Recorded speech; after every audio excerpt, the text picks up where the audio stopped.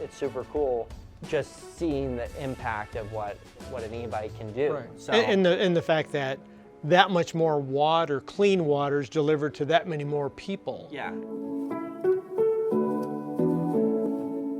We have this project in Mombasa, Kenya, and they said we're doing a desalination system.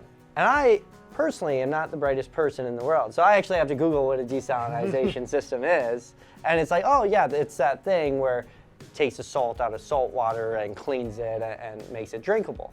And so they said that they were doing a desalination system with this group GivePower, and they were trying to get the funds together in order to do it. So GivePower is this amazing organization out here in the US, and they basically build these desalination systems inside a shipping container here in the US, and then they ship the shipping container to a location, and then they drop it down, and the land's already been surveyed and planned out and everything, but it's all prepped for them. So the container comes, gets dropped down, solar power on top of the shipping container, and now they have these systems that will do enough clean drinking water to support 3,000 to 10,000 residents, and the systems are set up to last in excess of 20 years. And so they were trying to get the plan together of like, let's go big, let's do one of these in Mombasa, and we'll have it be for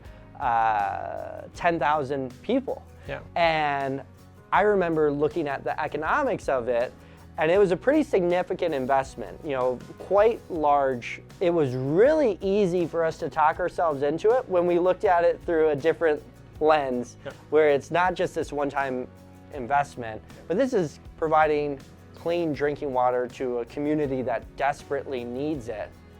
And it's going to support 10,000 people for 20 years. For 20 years, then it's like the math actually gets really easy yes. when you start to look at it through that lens, right? So right, yeah. It became a yes pretty quick. And so GivePower, again, amazing team that specializes in delivering systems and solar to communities. We don't want to just be a financial partner to something like this. We want to be able to be involved. And I remember talking to them, and they were talking about how there's an existing well set up right now that people are using to, get the water, and then they distribute it throughout the surrounding area and village and everything like that. So they go to this collection point, and then they bring the water everywhere else. And they get these big jugs, and they just put a bunch of water in it, and there's 30 men that basically do this for the community, and they're paid and whatever, so it's like getting your water delivery basically. Yep. And they'll use that water for their cooking, bathing, and everything like that. And these guys, some of them are using bikes. And what was crazy is there's so much weight, water's quite heavy, that they're putting 200 to 300 pounds of water on their bike, and their bikes, some of them didn't even have tires on it anymore. Yeah, just a rim. Just rim. And they're just pushing it, and it's more or less just a wheelbarrow. And I was like, this is perfect. And this is when we were developing our cargo bike. Our cargo bike did not even exist yet, the XPedition. So I threw out the idea of like, hey, could we use our bikes to do this? And they're like, absolutely. Yeah. Like this is because the cargo bike hauls 450 pounds worth of weight. Yeah. Okay. So that's significant. So this is funny. So I go to Matt and Ravi with this, and I said, all right, guys, I know we're still developing this product, but I want to get 30 of these over to Mombasa, Kenya, to have it be used for water distribution. Yeah. We wanted to have someone boots on the ground to help explain the bikes and everything like that. And so I fly over there for the project because I also wanted to see the desalination system. So I'm there, I'm seeing it, the bikes are there, and I remember our former, one of the best employees in Lectric's history, I would say, Paul, we miss you dearly.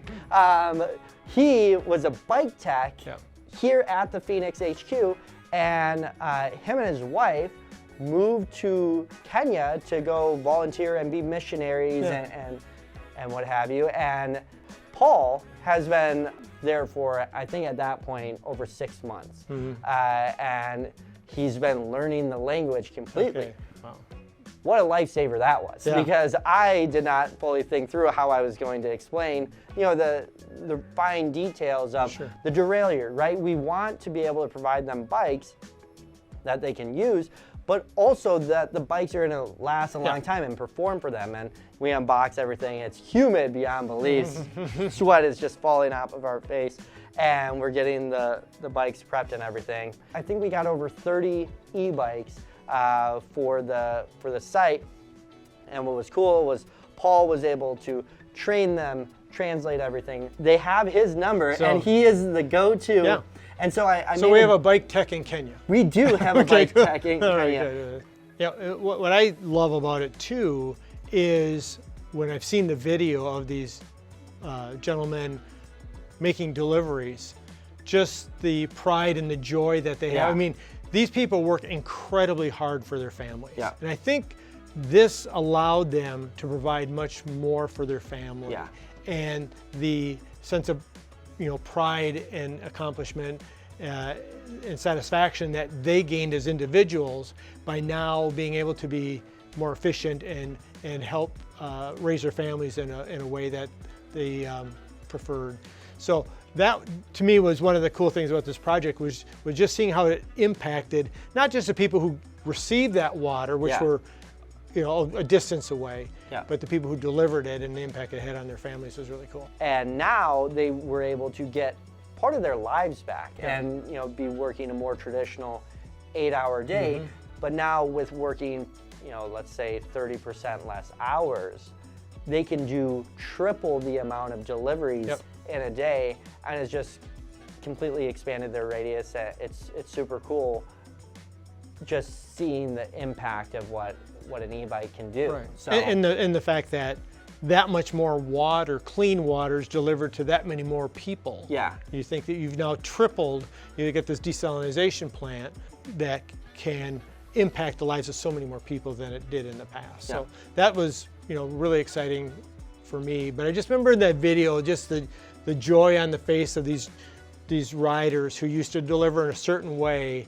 and suddenly now it's like, wow, my life has changed. The gratitude of them was truly incredible. There's these amazing people that are wanting to tackle that, and there's big, difficult problems out there, but there's also great people who are willing to tackle and solve them, like the people at Beast Philanthropy, like the people at GivePower, but also the individuals who are spending 8 to 12 hours a day delivering water throughout their communities.